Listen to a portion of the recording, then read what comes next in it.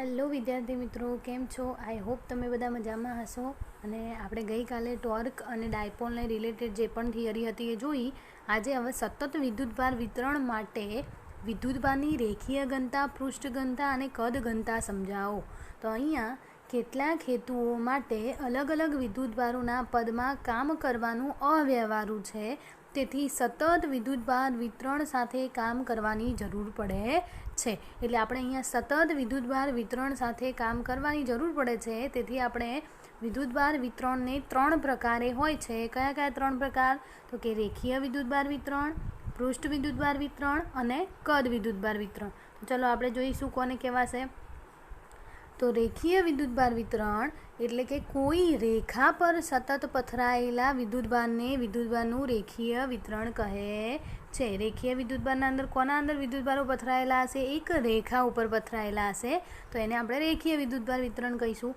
વિદ્યુતભારિત રેખા પરના એકમ લંબાઈ દીઠ વિદ્યુતભારને વિદ્યુતભારની રેખીય ઘનતા કહે છે. રેખીય વિતરણ કોને કહેવાય છે? તો રેખા ઉપર સતત પથરાયેલા વિદ્યુતભારને રેખીય વિતરણ કહેવાય.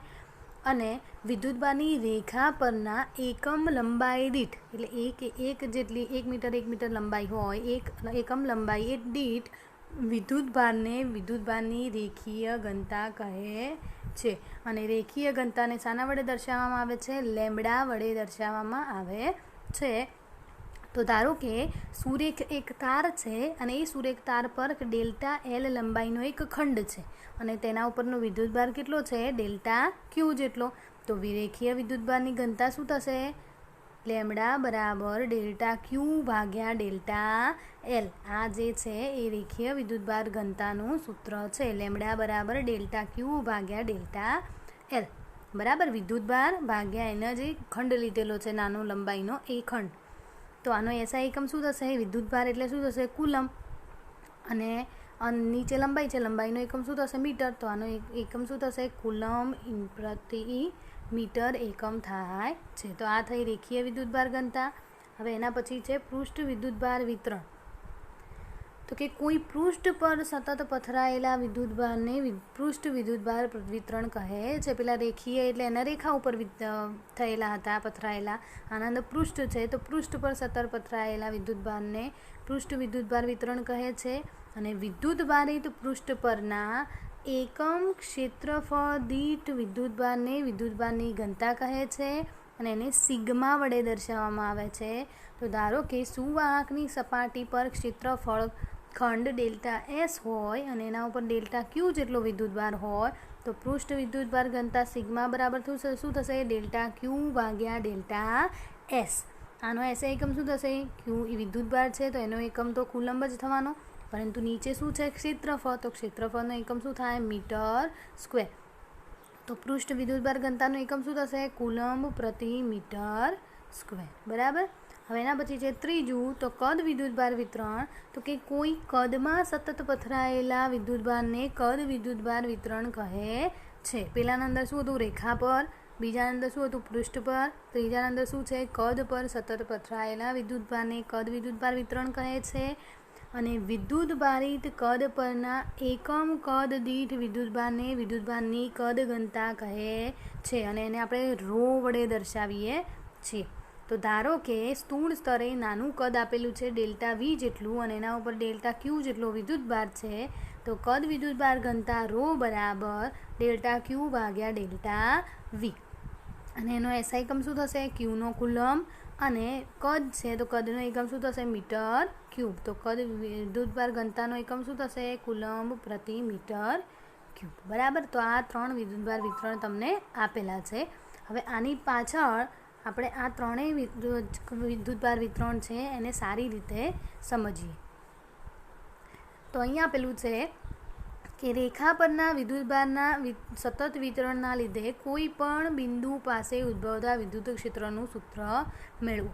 પહેલાં રેખા પરના વિદ્યુતભારથી જે સતત વિતરણ થયેલું છે એનાથી દૂર કોઈ એક આપણે પી બિંદુ આવેલું છે અને એ પી બિંદુ પર એક ખંડના કારણે કેટલું વિદ્યુત ક્ષેત્ર લાગે છે એ આપણે જોઈશું. બરાબર.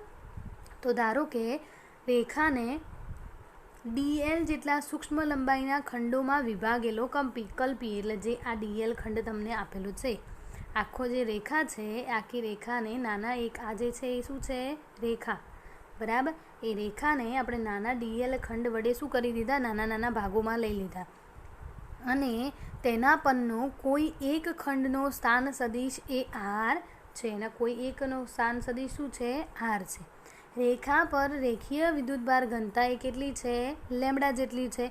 સ્થાન સદિશ આર છે, રેખીય વિદ્યુતભારની ઘનતા લેમ્બડા શું છે, લેમ્બડા છે. તો આપણે લેમ્બડાનું સૂત્ર આગળ જોઈ ગયા. લેમ્બડા બરાબર શું લેતા હતા, ડેલ્ટા ક્યુ ભાગ્યા ડેલ્ટા એલ, બરાબર. પરંતુ આપણે અહીંયા શાની જરૂર છે, વિદ્યુતભારની જરૂર છે. તો વિદ્યુતભાર એટલે આને શું કરવું પડશે, કરતા બનાવવા પડશે.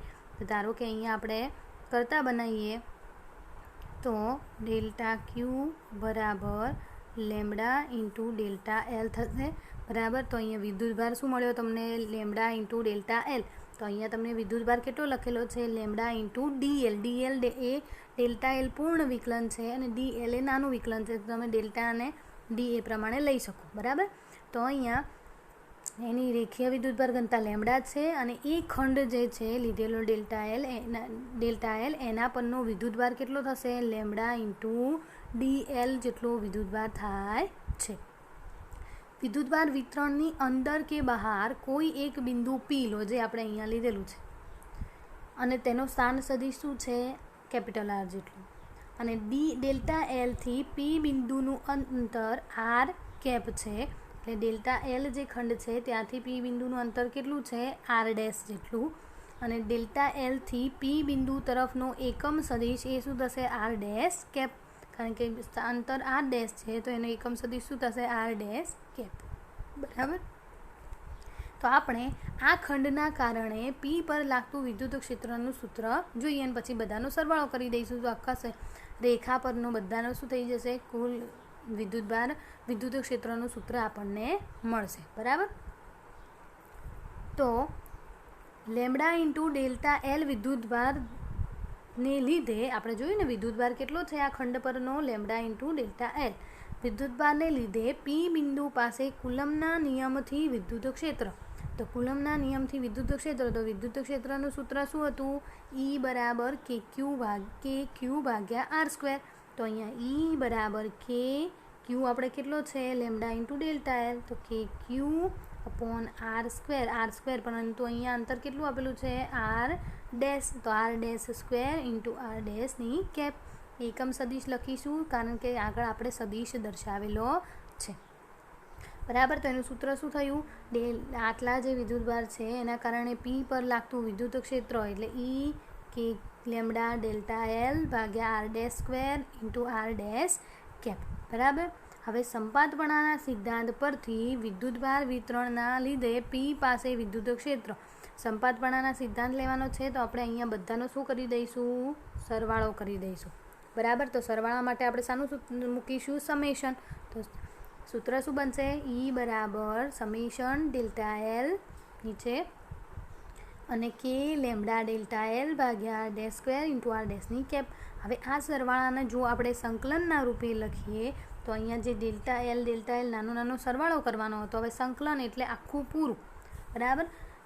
સમેશન અને સંકલનનો સેમ જ અર્થ થાય છે કે સમેશન એટલે એ બધાના ડેલ્ટા એલનો બધાનો સરવાળો કરશે અને સંકલન એટલે આખું જે રેખા આપેલી છે આખી રેખા. તો અહીંયા આપણે શું લખ્યું, એલ, બરાબર. તો એ જે છે ડેલ્ટા એલ જે ખંડ હતો એના કારણે પી બિંદુ આગળ લાગતું વિદ્યુત ક્ષેત્રનું સૂત્ર થશે ઈ સંકલનના અંદર સંકલન l k lambda d l ભાગ્યા R dash square into R dash cap, બરાબર. તો આ રેખીય વિદ્યુતભાર વિતરણના કારણે લાગતું વિદ્યુત ક્ષેત્રનું સૂત્ર. એના પછી છે કે પૃષ્ઠ વિદ્યુતભાર વિતરણના સતત વિતરણના લીધે કોઈપણ બિંદુ પાસે ઉદ્ભવતા વિદ્યુત ક્ષેત્રનું સૂત્ર. આગળની થિયરીમાં આપણે રેખા ઉપર એનો ખંડ ઉપરથી લીધું, અહીંયા આપણે પૃષ્ઠ વિદ્યુતભાર વિતરણના લીધે પી બિંદુ ઉપર કેટલું વિદ્યુત ક્ષેત્ર લાગે છે એ જોવાનું છે. તો ધારો કે એક તમને અહીંયા પૃષ્ઠ આપેલું છે, જે આ પૃષ્ઠ આપેલું છે અને એનો એક નાનો ખંડ લઈ લીધો છે નાનો, અને એને શું નામ આપ્યું છે, ડી એસ. તો પૃષ્ઠને ડેલ્ટા એસ જેટલા સૂક્ષ્મ નાના ખંડોમાં વિભાગેલો કલ્પો અને તેના પરના કોઈ એક પૃષ્ઠખંડનો સ્થાન સદિશ શું છે, આર, એટલે જે તમને અહીંયા આપેલો છે. પૃષ્ઠ વિદ્યુતભાર ઘનતા કેટલી છે, સિગ્મા. તેથી ડેલ્ટા એસ પૃષ્ઠખંડ પરનો વિદ્યુતભાર, આપણે જે પૃષ્ઠ વિદ્યુતભારની ઘનતાનું સૂત્ર જોયું, સિગ્મા બરાબર ડેલ્ટા ક્યુ ભાગ્યા ડેલ્ટા એસ. જો ડેલ્ટા ક્યુને કરતાં બનાવો તો શું થશે? વિદ્યુતભાર સિગ્મા ઇન્ટુ ડેલ્ટા એસ. તો અહીંયા એનો વિદ્યુતભાર આપેલો છે, બરાબર. તો પૃષ્ઠ વિદ્યુતભાર વિતરણની અંદર કે બહાર કોઈ એક બિંદુ પી ધારો કે અહીંયા પી ધાર્યું, તો એનો સ્થાન સદિશ શું છે? આર. અને એ ડેલ્ટા એસ ખંડ પરથી પીનું અંતર કેટલું છે? R dash. અને એ દરમિયાન એનો એકમ સદિશ શું થશે? R dash cap. તો આગળ જેમ કર્યું એ જ પ્રમાણે હવે આપણે એનું સૂત્ર લખીશું કે સિગ્મા ઇન્ટુ ડેલ્ટા એસ વિદ્યુતભારના લીધે પી પાસે કુલમના નિયમની મદદથી વિદ્યુત ક્ષેત્ર. તો એ જો ક્યુની કિંમત અહીંયા મૂકી દો આપણે, સિગ્મા ઇન્ટુ ડેલ્ટા એસ ભાગ્યા R dash square into r ડેશની કેપ. હવે આપણે સંપાતપણાના સિદ્ધાંત પરથી બધે શું કરી દઈશું? સમેશન. તો સમેશન લગાડી દો અને સમેશનની જગ્યાએ આપણે સંકલન પણ લગાવી શકીએ. તો બરાબર. તો આ થયું પૃષ્ઠ વિદ્યુતભારના કારણે બહાર કોઈ બિંદુ પી પર લાગતું વિદ્યુત ક્ષેત્ર, બરાબર. ખાલી પીલાના અંદર અહીંયા વિદ્યુતભારનું મૂલ્ય જ બદલાશે. આગળ થિયરીમાં શું હતું? L into delta lambda into delta L, અને અહીંયા શું આવશે? સિગ્મા ઇન્ટુ ડેલ્ટા એસ, બરાબર. તો આ થઈએ પૃષ્ઠ વિદ્યુતભાર ઘનતાને લીધે લાગતું સૂત્ર. હવે એના પછી છે તો કદ વિદ્યુતભારના વિતરણને કારણે લાગતું વિદ્યુત ક્ષેત્રનું સૂત્ર જોઈએ. તો આપણને ખબર છે કે કદ વિદ્યુતભાર ઘનતા શું થશે? રો. અને એને આપણે નાના ડેલ્ટા વી, આ જે કદ આપેલું છે તમને, એને નાના ખંડો ડેલ્ટા વીના અંદર વિભાજિત કરી દો. હવે ઉગમ બિંદુ ઓને લઈને એનો સ્થાન સદિશ શું છે? આર. અને તેનું વિદ્યુતભાર શું થશે? આપણે જોઈએ અહીંયા રો બરાબર ડેલ્ટા ક્યુ ભાગ્યા ડેલ્ટા વી. ડેલ્ટા ક્યુને કરતાં બનાવશો તો શું થશે? Rho into delta V. તો આ વિદ્યુતભાર, તો અહીંયા વિદ્યુતભાર થયો રો ઇન્ટુ ડેલ્ટા વી જેટલું. હવે કોઈ એક બિંદુ આપણે પી ધારી દો કે જેનું સ્થાન સદિશ શું છે? આર. અને એ જે ડેલ્ટા વી કદ છે રો ઇન્ટુ ડેલ્ટા વી, એનાથી લઈને અહીંયા સ્થાન સદિશ એનો શું આપેલો છે? R dash. હવે આપણે આગળ સૂત્ર લખ્યું એ પ્રમાણે જ રો ઇન્ટુ ડેલ્ટા વી વિદ્યુતભારને કારણે પી પાસે લાગતું વિદ્યુત ક્ષેત્ર. તો અહીંયા આગળની જેમ અહીંયા પણ આપણે શું મૂકી દઈશું? રો ઇન્ટુ ડેલ્ટા વી મૂકી દઈશું, બરાબર.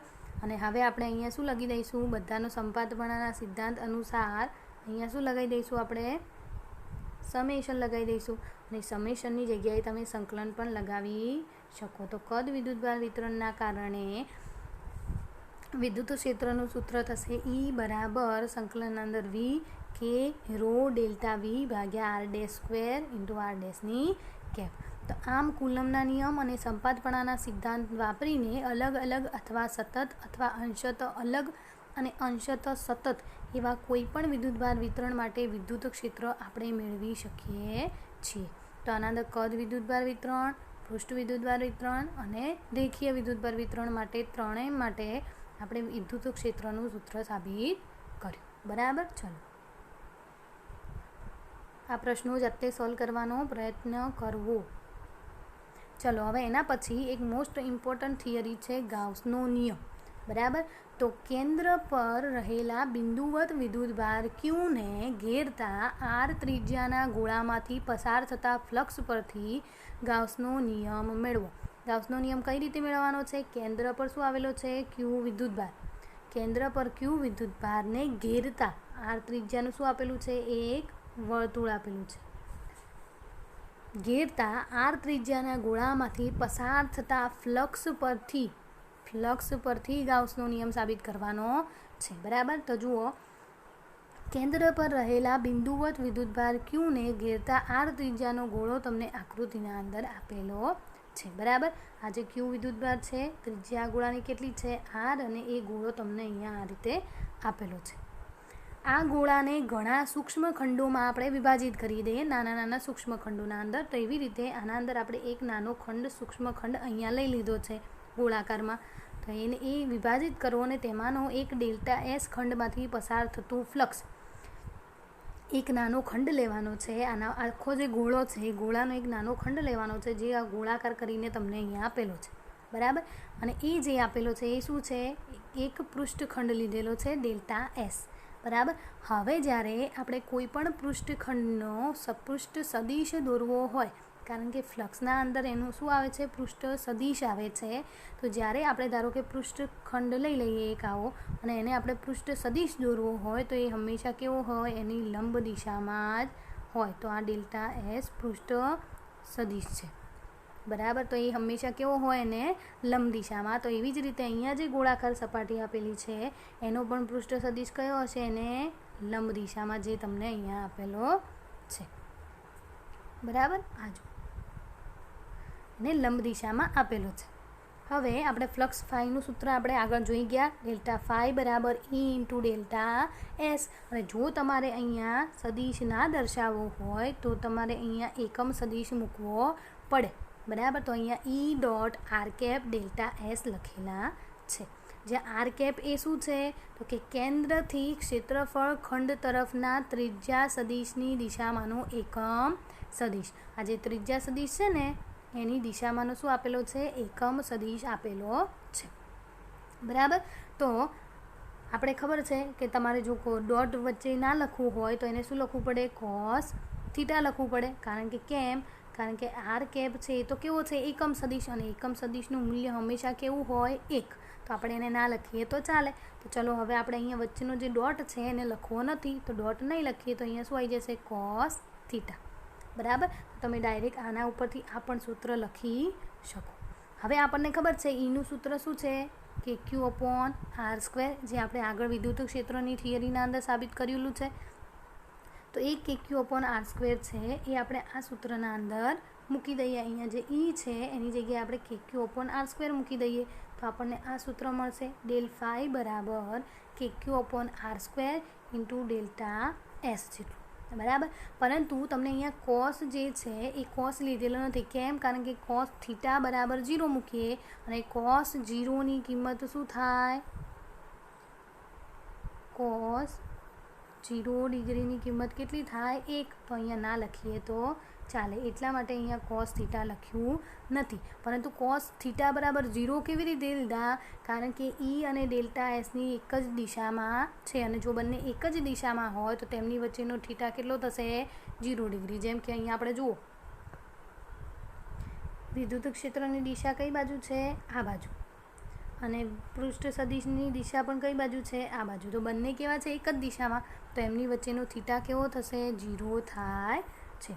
તો અહીંયા આપણે શું કર્યું, ખાલી કે ઈની કિંમત છે એ અહીંયા મૂકી દીધી, બરાબર. અને કોસ થીટા તો થીટા બરાબર 0 થાય છે, તો અહીંયા આપણે 1 લખીએ કે ના લખીએ કોઈ ફરક પડે નહીં, બરાબર. હવે એના પછી ગોળામાંથી પસાર થતું કુલ ફ્લક્સ દરેક ક્ષેત્રફળ ખંડોને લીધે મળતા ફ્લક્સના સરવાળા જેટલું હોય છે. કારણ કે નાના નાના એક ઘણા બધા પૃષ્ઠખંડો લેશો અને એ બધાનો સરવાળો કરીશું તો આપણે આખા ગોળા પરનું જે ફ્લક્સનું સૂત્ર મેળવી શકીએ. તો આ છે જે નાનું નાનું ખંડનું લીધું. હવે આપણે પૂર્ણ ફ્લક્સ લઈ લઈએ આખા ગોળા પરનું, તો એને આપણે ડેલ્ટા ફાઈની જગ્યાએ શું લખીશું, ફાઈ, અને બધાનો શું કરી દઈશું, સરવાળો. એટલે અહીંયા શું લખ્યું છે, સમેશન ઇન્ટુ ડેલ્ટા એસ. એટલે નાના નાના delta s delta s delta s delta S બધાનો શું કરી દીધો, અહીંયા સરવાળો કરી દીધો, બરાબર.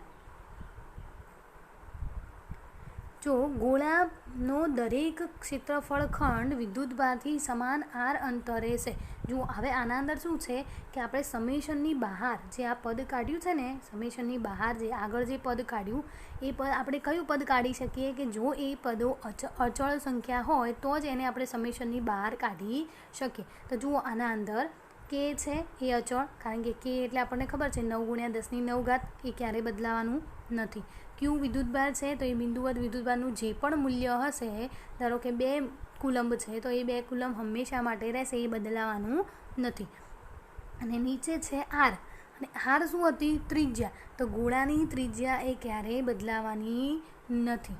ગોળાની ત્રિજ્યા હંમેશા કેટલી રહેશે, આર જેટલી. એટલે આ ત્રણેય પદો આ જે છે કે ક્યુ અને આર સ્ક્વેર એ કેવા છે, ત્રણેય અચળ છે. તો અચળ છે તો આપણે એને સમેશનની બહાર લખી શકીએ, બરાબર. તો હવે કોનું સમેશન કરવાનું છે, સમેશન ઇન્ટુ ડેલ્ટા એસ. તો આપણે જો નાના નાના ક્ષેત્ર પૃષ્ઠખંડો છે delta s delta s delta s delta s એ બધાનો જો આપણે સરવાળો કરીશું તો છેલ્લે આપણને શું મળશે, કુલ આખું જે ક્ષેત્રફળ છે એ મળે છે. તો આપણે કુલ ક્ષેત્રફળને એસ વડે દર્શાવી દઈએ, બરાબર. પરંતુ તમને ખબર હશે કે જે ગોળો છે એનું ક્ષેત્રફળનું સૂત્ર શું થાય? 4πr². તો અહીંયા એસની જગ્યાએ આપણે અહીંયા શું મૂકી દઈએ? 4πr² મૂકી દઈએ. અને કેની કિંમત તમને ખબર છે 1/4πε0. તો અહીંયા કે જે છે એની કિંમત આપણે અહીંયા 4πε0 મૂકી દીધી. હવે જુઓ આના અંદર કેન્સલ શું થાય છે? 4π r². આટલું કેન્સલ થઈ ગયું. તો વધ્યું શું? phi બરાબર q ભાગ્યા ε0. અને આ સૂત્ર દર્શાવે છે કે ગોળામાંથી પસાર થતું ફ્લક્સ તેની ત્રિજ્યા પર આધારિત નથી, કારણ કે અહીંયા ક્યાંય ત્રિજ્યા આરનું મૂલ્ય આવ્યું નહીં. તો ગોળામાંથી પસાર થતું ફ્લક્સ એની ત્રિજ્યા પર આધાર રાખતું નથી. તો આ સૂત્ર ઉપરથી આપણે ગાઉસનો નિયમ કઈ રીતે લખી શકીએ? તો કે કોઈ પણ બંધ પૃષ્ઠ સાથે સંકળાયેલ કુલ વિદ્યુત ફ્લક્સ એ પૃષ્ઠ વડે ઘેરાતા વિદ્યુતભાર એટલે Q અને ε0ના ગુણોત્તર જેટલું હોય છે. કે આ વિધાન છે ગૌસના નિયમનું કે કોઈ પણ બંધ પૃષ્ઠ સાથે સંકળાયેલ કુલ વિદ્યુત ફ્લક્સ, કોઈ બંધ પૃષ્ઠ લેવાનું છે, બરાબર? તો કોઈ બંધ પૃષ્ઠ સાથે સંકળાયેલ કુલ વિદ્યુત ફ્લક્સ પૃષ્ઠ વડે ઘેરાતા કુલ વિદ્યુતભાર એટલે Q અને ε0ના ગુણોત્તર જેટલું હોય છે. તો ધારો કે અહીંયા આપણે સૂત્ર લખ્યું છે phi બરાબર સંકલન SE × ΔS જે ફ્લક્સનું સૂત્ર છે. અને બીજું આપણને શું મળ્યું? સમેશન Q ભાગ્યા ε0. કુલ વિદ્યુતભાર કીધો છે એટલે અહીંયા સમેશન લખ્યું છે, કારણ કે બધાનો શું કરવાનો છે? સરવાળો. એટલે કુલ વિદ્યુતભાર આપણને મળશે. અને ગાઉસનો નિયમ એ વ્યાપક રીતે સત્ય છે, બરાબર? તો આ થયો તમારે ગાઉસનો નિયમ. ફ્લક્સનું સૂત્ર લખવાનું છે. ફ્લક્સના સૂત્રના અંદર cos θ બરાબર કિંમત મૂકવાની છે અને એની કિંમત મૂકવાની છે, બરાબર?